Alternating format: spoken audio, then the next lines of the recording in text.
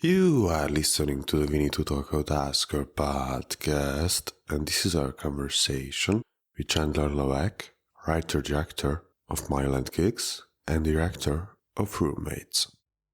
I think it was really important that I learned how to direct something that I wrote and how to work with actors and just even to figure out what my voice was as a filmmaker. And I think every time you make something, you sort of learn who you are, what kind of filmmaker you want to be, and, what things in the film worked and what didn't.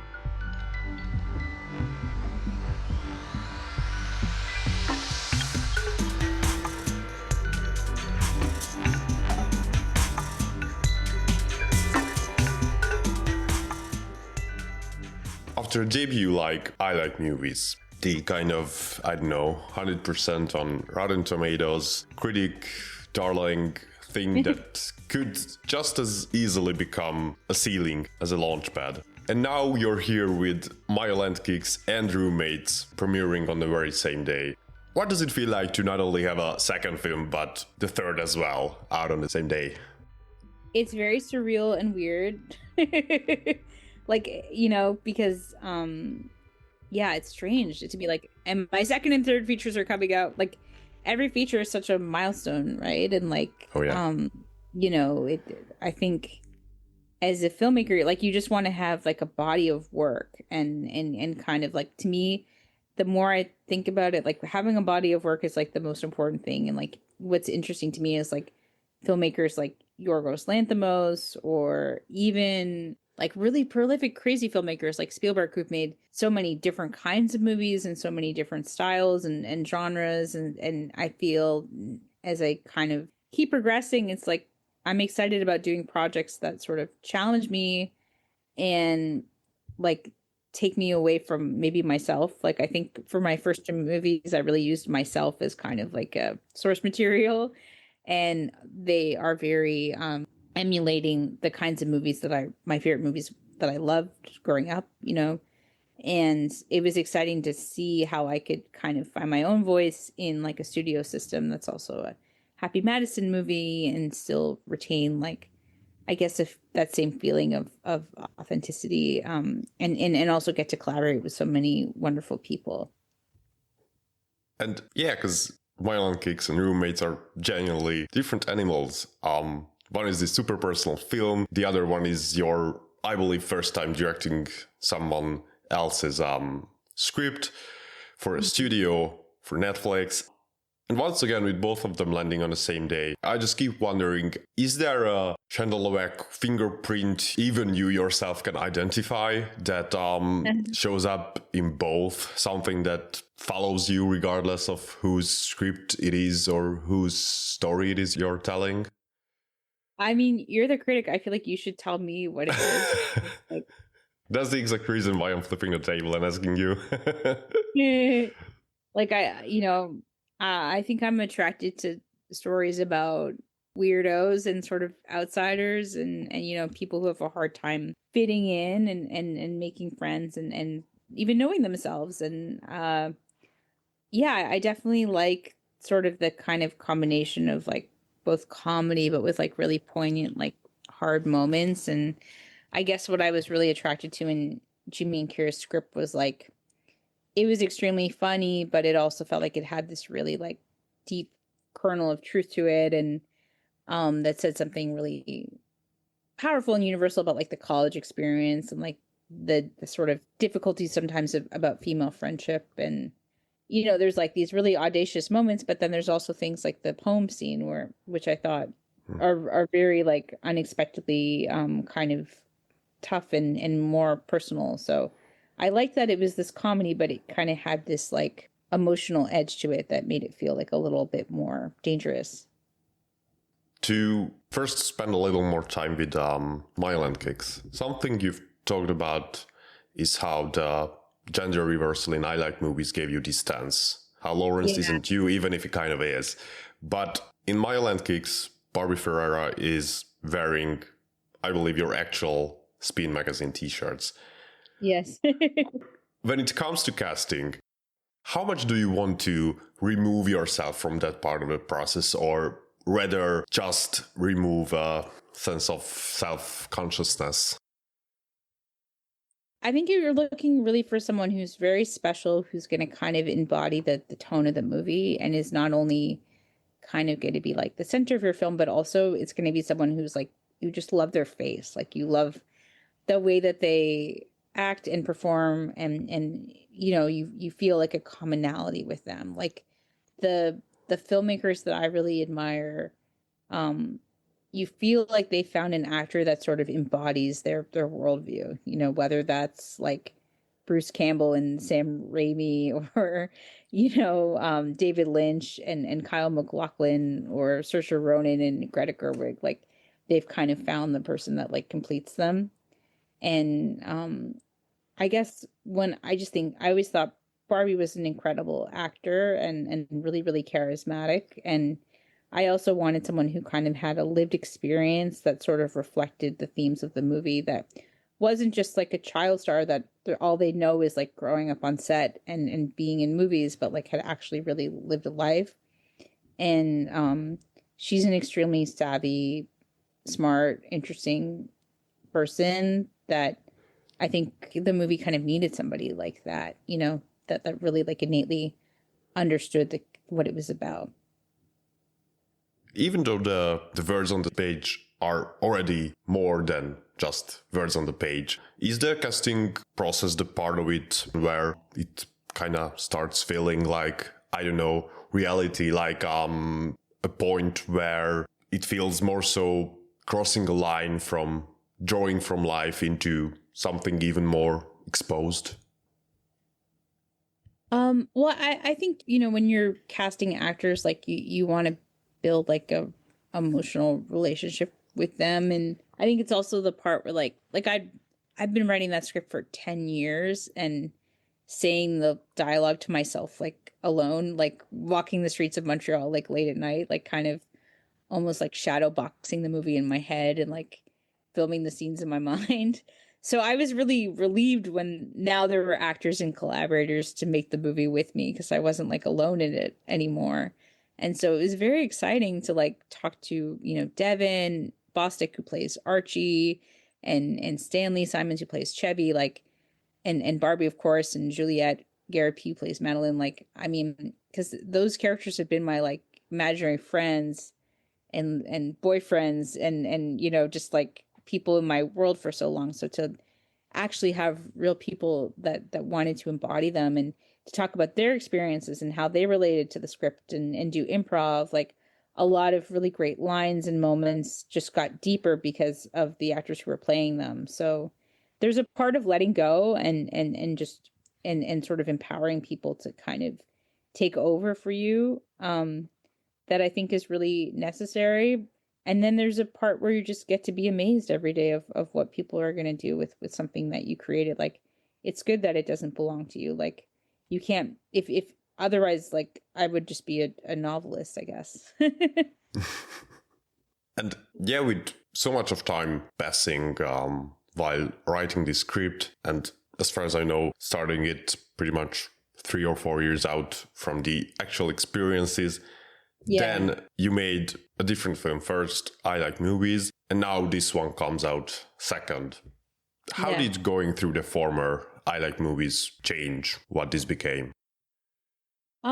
I think I Like Movies was, you know, really incredible, because I think if I had made this movie first, it wouldn't have been very good.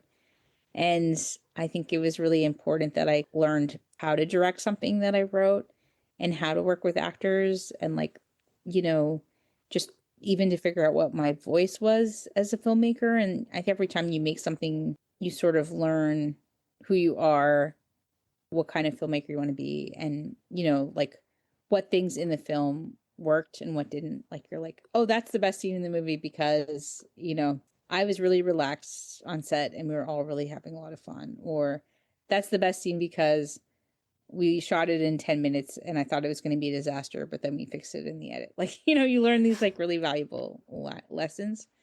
And then sometimes there's just like a line or a performance or like a scene that really rings true. And then you go, oh, like I learned something more about like my voice as a writer, or, um, I took a risk, and that scene was really hard and vulnerable to write, and that's why it's connecting with audiences.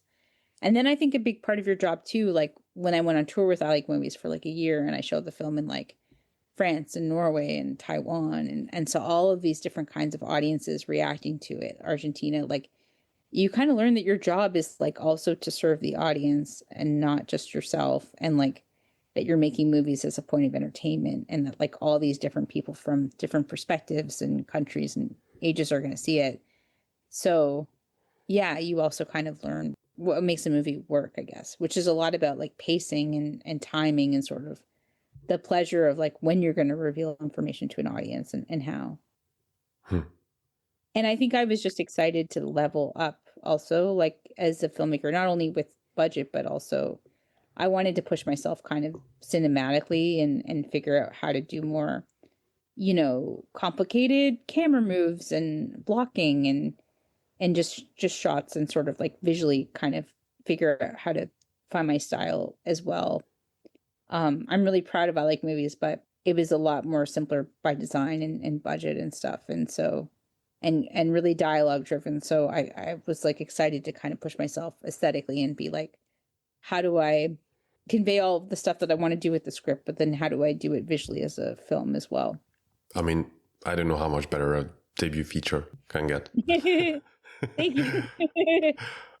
But to use what you just said as a segue to dig a little bit deeper into roommates, and what I'm talking about is the actual realization, even though to a point you know that hopefully your film will be seen by others too, but the actual realization that you're also making them for the fans, for the viewer, for entertainment. Did that help you with getting into roommates, with deciding to direct something you hadn't written?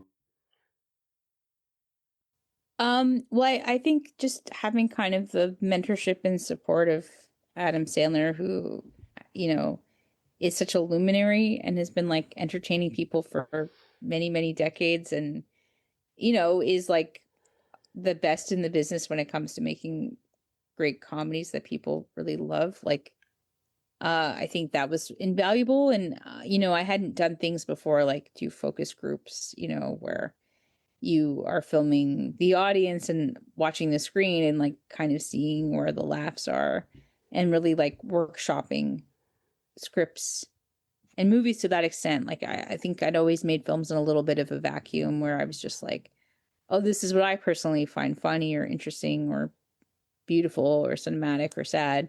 So then to kind of be making a film that was like on a bigger scale, and having the perspective of like test audience and the collaborators in Adam's inner circle, like it was interesting to like kind of just invite more people into the process.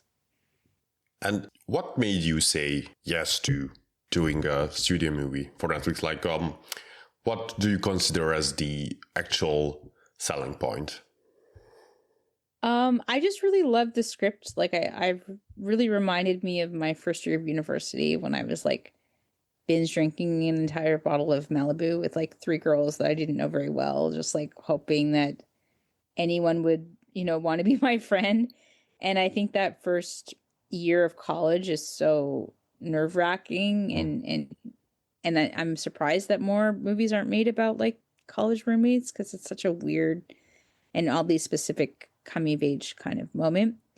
And then I really wanted to work with Adam and his family, and kind of collaborate. And, I think in the 80s and 90s, like there were a lot of female directors like Amy Heckerling and Tamara Davis, who did Billy Madison, and Penny Marshall, who would command these like huge budgets for studio comedies. And you just don't get to see many women making movies like that anymore. And so I was really honored to be part of like the tradition of Happy Madison movies. And, I think what Adam really wants to do right now is make movies that like that his daughters can see themselves in and identify with, that relate to like this younger generation. It's really cool that he really cares about like what women think and feel, and wants to tell those stories, and he wants to work with like emerging female directors. So it just felt like an opportunity, like couldn't say no to. With your two previous films, you have the full archaeology of the script in your head. Every line came from somewhere that is yourself.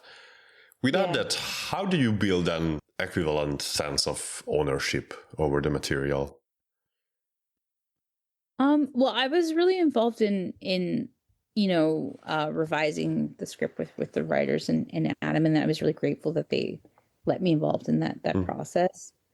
Yeah, it's a little bit more challenging, especially when it comes to things like production design or costume, because like it's just a little bit more collaborative, if you don't have like a firsthand understanding of the characters, because they're not based on like you or your parents, or you don't always have all the answers. So I think it's like just doing a lot of research and trying and finding your way in, and pitching ideas, and looking at things in popular culture as models, like that kind of became like a guiding light for me. As for the jump in scale from a micro budget TIFF film to a Happy Madison Netflix production, did that change anything about how you direct in an actual practical way? It was, a little more relieving. Like, it was like a little less stressful if you go over, by like a couple minutes or something. It's not the same kind of like do or die atmosphere. Um, I think having more money does solve problems sometimes, and it gives you access to things. And certainly it was really exciting to get to shoot with like a technocrane for the first time, and use like camera gear that I'd never gotten to have before, Steadicam more frequently, that kind of a thing. But really I worked with like really great collaborators. My DP, Maria Rushi, who shot Shiva Baby and Bottoms, was like really invaluable, and she'd be very strategic about like, okay, we have to do this 300 person karaoke scene at spring break, like we're going to shoot with 4 cameras. And I was like terrified to shoot with 4 cameras, but Maria was really good at kind of breaking it down and like explaining the different coverage and angles we could get, and how to make it like the most economical use of our time so that we could actually do those things. I mean, there's a lot of like stunts and pyrotechnics in this movie and like huge set pieces. And because I had such experienced collaborators, like a really great stunt choreographer, a really fantastic VFX artist, like you just sort of put your trust in the people around you that know what they're doing. Did this leap to studio movies scare you, excite you? I think it just happened so quickly that I wasn't even aware that I was directing like a $30 million studio movie until the first day I was on set. And then I saw like everyone getting juice from a juice bar station. And I was like, then I just suddenly got this like huge wave of imposter syndrome where I was like, oh my God, we have a juice bar. Like, what is going on? I'm the director of this movie. Like it didn't hit me really until that moment that's what I was doing, I think, because I was just so in love with the creative process of it. And I really love pre-production. That's like one of my favorite parts, and the edit too. So I really was just so excited about like the locations that we were getting, and this incredibly wonderful cast that we were having for this movie, and rehearsing with the actors was really fun. And kind of like the process of shot listing and set designing it, that I kind of, by the time we got to set, it was only then hitting me like, oh wow, this is really happening. And I was also I was finishing posts on Mylan Kicks at the same time as we were shooting Roommates. So it was just a very busy time of trying to, make 2 movies at once. And now with you saying how pre and post are pretty much your 2 favorites, how was it running a set of this size? I mean, it was great. It was so fun. And like, I feel like we just had like such an incredible cast and crew that every day I would come to set and be like utterly flabbergasted of who I got to work with that day. And I really loved the whole team. I think Maria, my cinematographer, is like an absolute genius, and my production designer Perry Blake has been like working on Adam's movie since Billy Madison. So to work with someone who has such a cool history with Happy Madison and so much experience was really exciting, and he had such great ideas, and I think he was really energized by this movie because it was so, different. And our costume designer Sarah May Burton was really great, and our hair and makeup artist was really awesome too. And yeah, it was just a great team, and it was a lot of really young people too, like on set, kind of collaborating as well, and also just this really great cast of like young actors who are all becoming really close friends and hanging out all the time, and their energy was really fun. So yeah, it was really exciting. Awesome. Finally, you now have these three distinct films in your filmography. Is there a project you've been carrying around that you haven't been able to make yet? Something that feels like the logical next step for where we are now?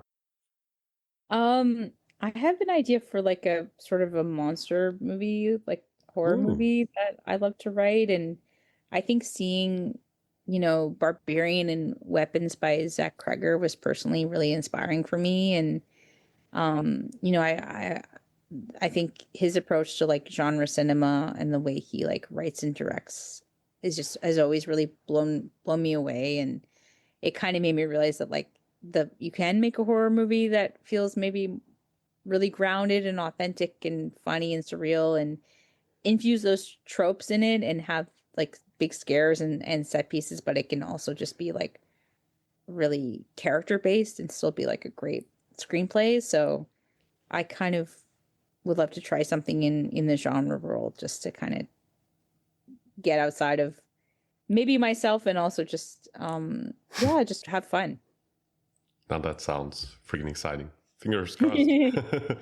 Yeah. Chandler, thank you so much once again for your time. Yeah, lovely to meet you. Thank you for your questions, and yeah, for reminding me that I really want to go to Hungary. So thanks.